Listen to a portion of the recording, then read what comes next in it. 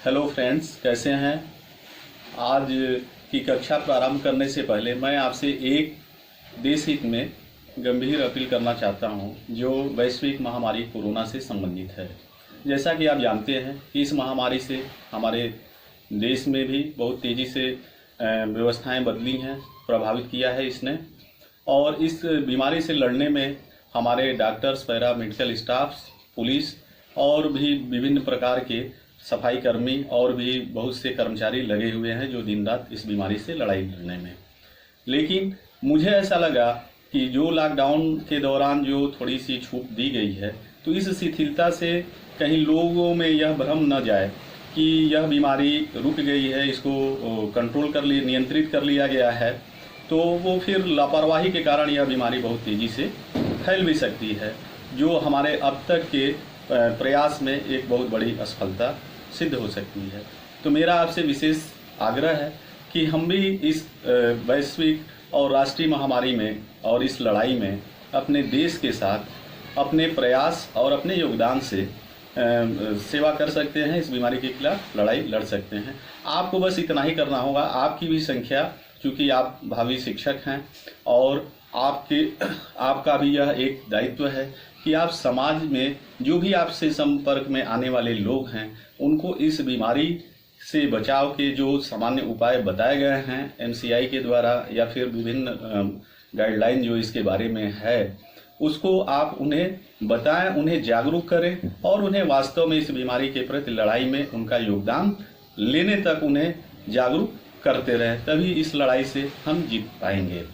चलिए दोस्तों, इसके बाद हम लोग जो है अपनी कक्षा प्रारंभ करते हैं। उसी जहां हमारी पिछली कक्षा समावेशी शिक्षा के संदर्भ में थी, जहां हमने विशिष्ट आवश्यकता वाले बच्चों की शिक्षा के बारे में समझा।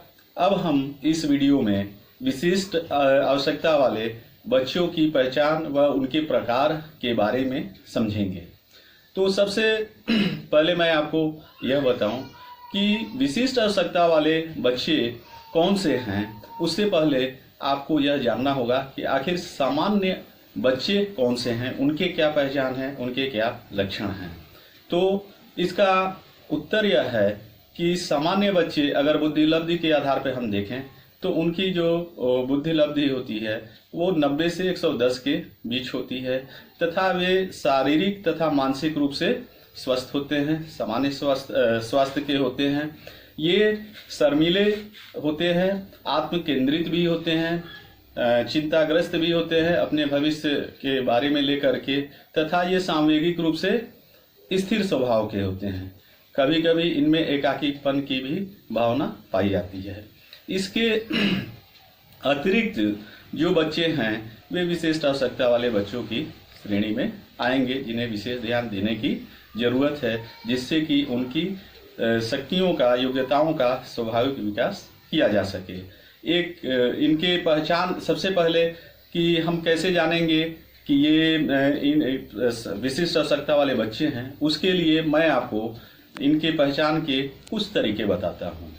पहला एक तरीका है कि जब भी आप कक्षा शिक्षण करें, उस दौरान अपने बच्चों का अवलोकन करें, और यह अवलोकन विभिन्न उनके डायमेंशन में, आयामों में होना चाहिए, चाहे वो शारीरिक हो, मानसिक हो, शैक्षिक उपलब्धि के हो, या फिर उनके सामाजिक विकास के संदर्भ में हो।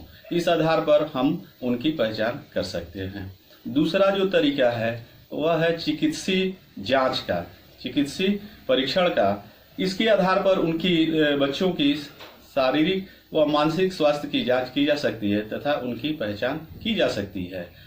आज के समय में विभिन्न सुविधाएं इस संबंध में विद्यालयों तक भी पहुंच रही हैं। बाहर से विशेषज्ञों को बुला करके विद्यालय बच्चों के मानसिक तथा शारीरिक स्वास्थ्य की जांच कराते हैं तथा उनका निदान करते हैं। समय रहते उनके पहचान हो जाती है। इस विधि से भी आप इनकी पहचान कर सकते हैं। तीसरा जो एक तरीका हो सकता है वह व्यक्तित्व परीक्षण की प्रक्षेपी विधियों का आप प्रयोग कर सकते हैं। उन प्रक्षेपी विधियों में भी मैं प्रमुख रूप से 2 विधियों का नाम लूंगा।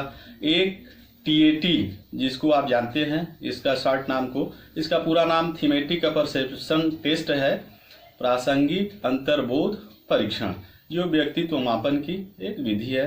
दूसरा हरमन रोसा का स्याही धब्बा परीक्षण, इसके द्वारा भी आप अपने बच्चों के बारे में जानकारी हासिल कर सकते हैं। इन दोनों ही विधियों में एक सामान्य बात है कि इसमें कुछ कार्ड का प्रयोग किया जाता है जिस पर कुछ अस्पष्ट आकृतियां होती हैं। जहां टीएटी में कार्डों की संख्या 31 होती है, लेकिन जब प्रयोग किया जाता है तो उसमें से 21 कार्ड का ही प्रयोग किया जाता है। जो और प्रयोज्य जिनके पर हम इनका प्रयोग करते हैं उनसे उन कार्डों को दे करके और उनसे एक कहानी बनाने को कहा जाता है, और जिस तरह से उन कार्ड को देख करके उनको जो भी उनका प्रत्यक्षीकरण होता है और उस आधार पर वो अपनी बात बताते हैं, इससे उनके व्यक्तित्व के बारे में बहुत से अनजान व अनसुनी बातें हमें सामने आ जाती हैं। इस आधार पर हम उनका संवेगात्मक तथा सामाजिक एक तरीके से पहचान कर सकते हैं तथा इन विशेषताओं को जान सकते हैं। हरमन रोसा का जो व्यक्तित्व परीक्षण का प्रक्षेपी तकनीक है उसमें जो है 5 कार्ड का प्रयोग किया जाता है, और उसमें इंक को जो है एक इंक ब्लॉट होता है, धब्बा होता है जो कार्ड पर रहता है, और प्रयोज्य के समय सम्मुख इस कार्ड को दिया जाता है और उससे कहा जाता है कि इस कार्ड में आपको जो चित्र दिखाई देता है ध्यान से देखिए, इसमें जो चित्र बनता है उसके बारे में आप बताएं। तो इस तरीके से हम प्रयोज्य के बारे में, उसकी सामाजिक और संवेगात्मक विशेषताओं के बारे में जान जाते हैं सहजता से। इस आधार पर भी हम उनकी पहचान कर सकते हैं। एक तरीका आप स्वयं अपने भी कर सकते हैं। आप बच्चों के पहचान के लिए आप एक उपलब्धि परीक्षण का, शैक्षिक उपलब्धि परीक्षण का निर्माण कर सकते हैं, जो आधारभूत विषय हो, सामान्यतः भाषा हो, गणित हो, विज्ञान हो, और उन परीक्षण के आधार पर भी अपने बच्चों को आप ऐसे बच्चों की, विशिष्ट आवश्यकता वाले बच्चों की पहचान कर सकते हैं। एक तरीका इनके पहचान का साक्षात्कार भी हो सकता है। साक्षात्कार में हम बच्चों से बातचीत करके और उनसे आत्मीय संबंध बना करके सहज रूप से उनकी बहुत सी विशेषताओं को हम जान जाएंगे, और इस तरह से हम उनके बारे में अवगत हो सकेंगे तथा उनकी आगामी शिक्षा के बारे में सोच सकेंगे। एक तरीका और भी हो सकता है कि बच्चों के व्यवहारों का मनोवैज्ञानिक परीक्षण एवं विश्लेषण किया जाए तथा उसके आधार पर भी हम इनकी एक अलग पहचान कर सकते हैं कि हाँ, ये बच्चे विशिष्ट आवश्यकताओं की शर्तों को पूरा करते हैं, अतः ये इन्हें विशिष्ट आवश्यकता वाले बच्चों की श्रेणी में रखा जाए तथा उसके अकॉर्डिंगली इनकी शिक्षा की व्यवस्था हम कर सकें। अब जब इनकी पहचान क्या है, इनके तरीके क्या है, जब हम जान गए, तो इसके बाद अब बचता है कि वे कितने तरह के हैं, यानी उनके कितने प्रकार हैं। तो वास्तव में उनके उतने ही प्रकार होंगे जितने कि उनके जांच या देखने या अवलोकन के हम आधार निश्चित करेंगे। विशेष आवश्यकता वाले बच्चों को हम मोटे तौर पर 4 भागों में विभाजित करके देख सकते हैं। पहला होगा शारीरिक आधार। शारीरिक रूप से जो बच्चे भिन्न होंगे, यानी ज्ञानेंद्रियों एवं कर्मेंद्रियों में किसी प्रकार का विकार जिससे बच्चा किसी प्रकार की कार्यों को करने में कठिनाई महसूस करता है, तो वह उसकी बाधिता होगी। उदाहरण के लिए, यदि कोई बच्चा देखने में कठिनाई का अनुभव करता है तो वह दृष्टि दोष से बाधित कहा जाएगा। यदि वह सुनने में किसी प्रकार की कठिनाई का अनुभव करता है तो वह श्रवण बाधित कहा जाएगा। यदि वह बोलने में किसी प्रकार की कठिनाई का अनुभव करता है तो वह वाणी बाधित कहा जाएगा। यदि वह चलने में किसी तरह का कठिनाई अनुभव करता है, दौड़ने में, चलने में, तो वह उसकी एक चलन गति जो है बाधिता कही जाएगी, और इसमें भी अस्थिबाधित भी वो हो सकता है। और इसके अलावा कुछ बच्चे ऐसे भी आपको दिखेंगे कि जो एक साथ कई बाधिताओं के साथ हो सकते हैं। जैसे कोई बच्चा किसी बच्चे को दिखाई भी ना दे, सुनाई भी ना दे और वो बोल भी ना पाए, तो इसे बहुबाधिता कहते हैं। अब हम मानसिक रूप से अगर बच्चों का अगर देखें, मानसिक रूप से विशिष्ट आवश्यकता वाले बच्चे कितने प्रकार के हो सकते हैं, तो उसमें हम प्रतिभाशाली बच्चों का नाम ले सकते हैं, फिर सृजनात्मक बच्चे का नाम ले सकते हैं और मंद बुद्धि बच्चे भी इसके वर्ग में आएंगे। उसके बाद हम शैक्षिक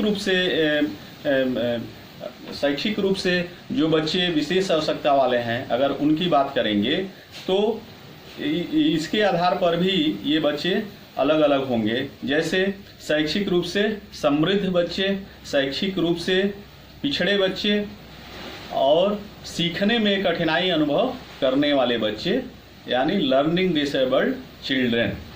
अब हम सामाजिक रूप से विशिष्ट आवश्यकता वाले बच्चों की अगर बात करेंगे तो उसमें मुख्य रूप से आएंगे संवेगात्मक रूप से अस्थिर, असमायोजित बच्चे, वंचित बच्चे, समस्यात्मक बच्चे तथा बाल अपराधी। ये हो गए विशिष्ट आवश्यकता वाले बच्चों के मुख्य प्रकार। अब इनके जो अंदर जो मुख्य तौर पर जो प्रकार हैं, इनके अंदर भी यह बच्चे अलग अलग प्रकार के हैं। मेरी यह कोशिश होगी कि जो आपके पाठ्यक्रम में जो चीज़ें हैं और जो महत्वपूर्ण हैं उन पर भी मेरा आगे क्रमशः वीडियो आपको मिलता रहे, जिससे आपका ज्ञानवर्धन होता रहे। आज के वीडियो में बस इतना ही। धन्यवाद।